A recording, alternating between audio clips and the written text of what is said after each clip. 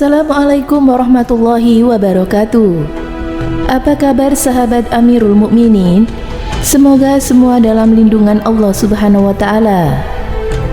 Subhanallah, ternyata banyak yang disembunyikan oleh orang-orang barat tentang kehebatan Islam yang ditunjukkan dalam bentuk kejadian alam di dunia ini.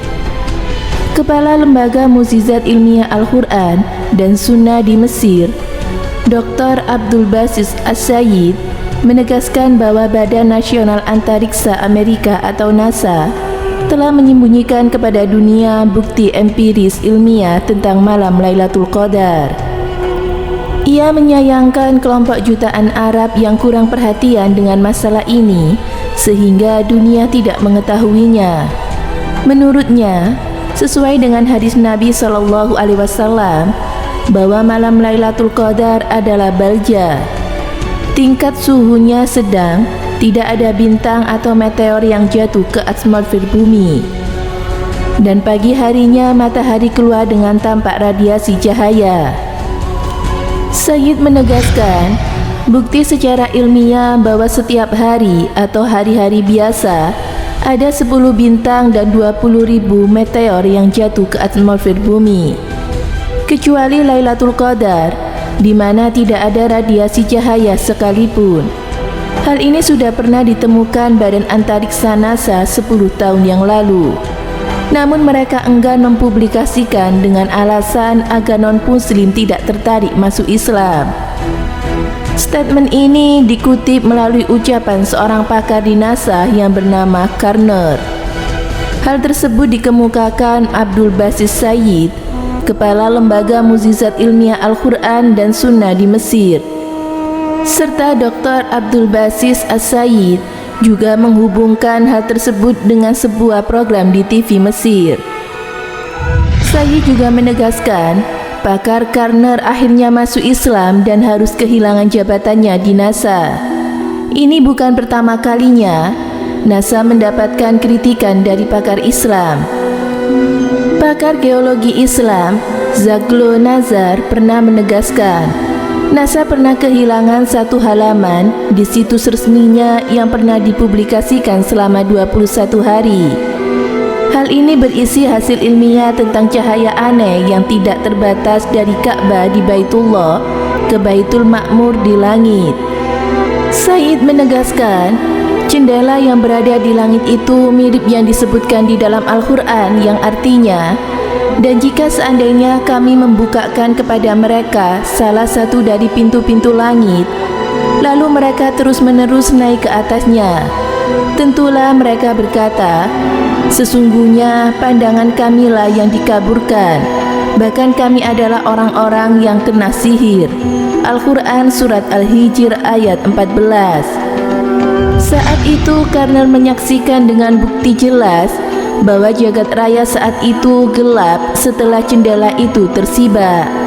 Karenanya, setelah itu Karner mendeklarasikan keislamannya.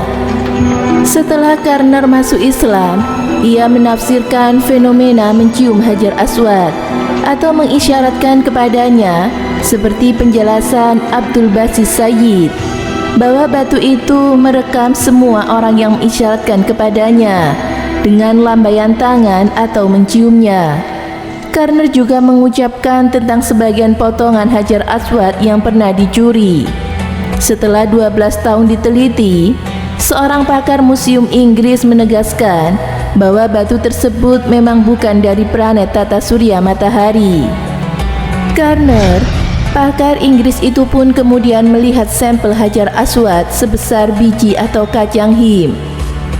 Ia menemukan bahwa batu itu memancarkan gelombang pendek sebanyak 20 radiasi yang tidak terlihat ke segala arah, seperti radiasi menembus 10.000 kaki.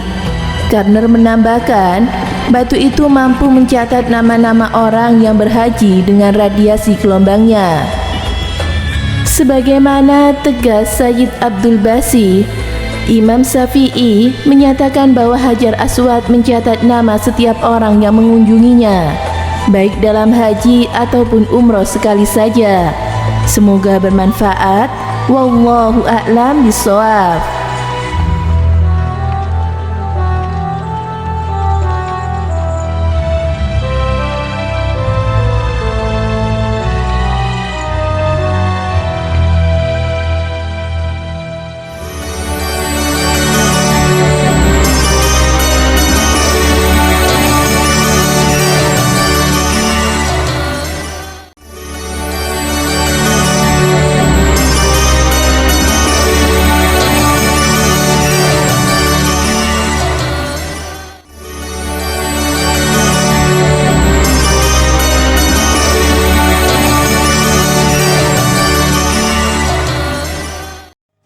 Assalamualaikum warahmatullahi wabarakatuh. Pemirsa Amirul Mukminin yang dirahmati Allah Subhanahu wa taala.